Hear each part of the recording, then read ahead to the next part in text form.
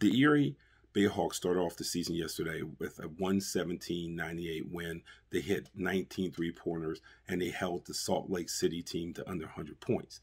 Now, why are we talking about the Erie Bay Hawks?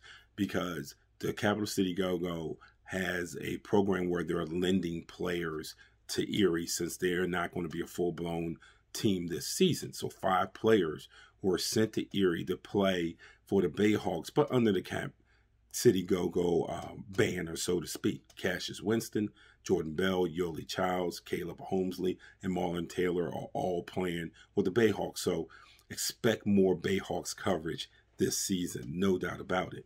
So Cassius Winston is probably the one that's going to jump out at everyone. Drafted in the second round, was with the big club until he was optioned down. 16 points and 5 rebounds coming off the bench. Now, the question always with Winston's going to be is, can he create his own offense, which is imperative on a professional level. Whether you're in the G League, whether you're in the NBA, he's going to have to be able to create his own offense.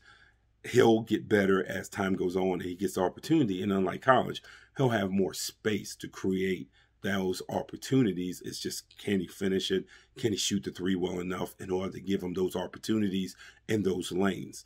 Jordan Bell, he's definitely down there to see if he can be more of a floor spacer. We all know how athletic he is. We all know he can get in there and dunk it, but he has to improve on his perimeter jump shots and some of his perimeter moves and sharpen those things up if he wants to be able to be a floor spacer and get to the next level. So, like I said, Winston had 16 yesterday. Jordan Bell was 1 for 3 from the three-point line. And those are going to be the things you're going to look for out of those two. The other ones, Childs had 11, Holmesley had 11, Taylor had 3. They had solid games. Basically, I just think that they are going to get a lot of playing time. 3 out of the 5 started the game. So they are getting a look, even though they're not with the Pelicans professional team and they're with the Go-Go. So if you are a Go-Go fan and you're wondering where they are, you're going to have to watch the Erie Bay Hawks more, and you'll be able to see the guys that have been sent down from the Capital City Go-Go. Erie's next game, by the way, is Friday against the Raptors 905, which has always been a solid G League program. If you have a chance, check that out.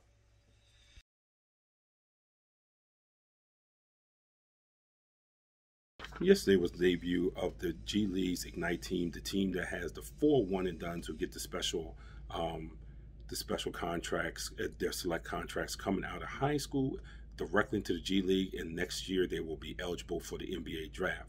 So the 4 players everyone had their eyes on yesterday as the Ignite got started was Jonathan Kuminga, Jalen Green, Deshaun Nix, and Isaiah Todd. Now, Kuminga and Green were probably the 2 most known guys. They got a boatload of playing time yesterday. Good performances, solid performances. Kuminga had 19 points and 2 rebounds with 4 assists. He did turn the ball over 4 times.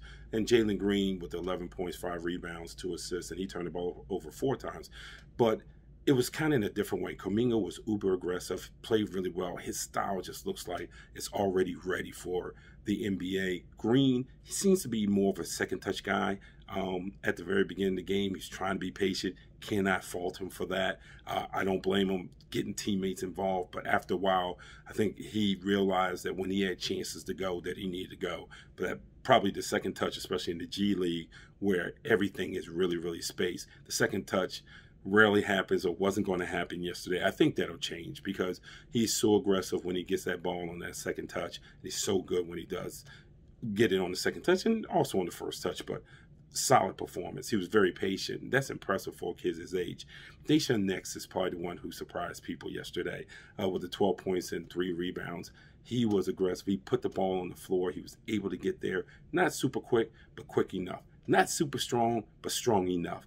And uses angles great on offense. Uses angles almost to perfection. And Isaiah Todd.